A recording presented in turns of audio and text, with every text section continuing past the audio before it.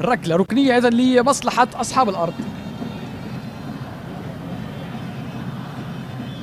محمد صهيوني في محاولة من الجهة اليسرى مع ركلة ركنية تشرينية عالية على القائم الأول، محاولة رأسية خطيرة، الكرة في الجول.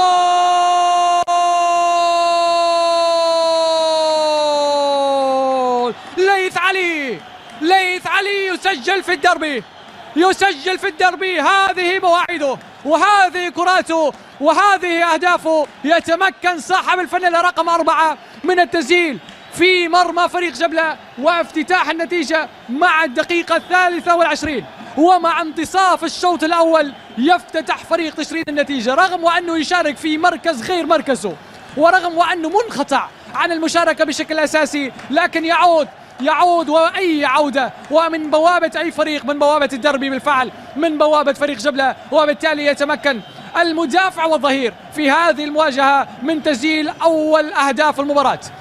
إذن تشرين يتقدم في النتيجة من أمام فريق جبلة. هدف تشرين لا شيء النوارس.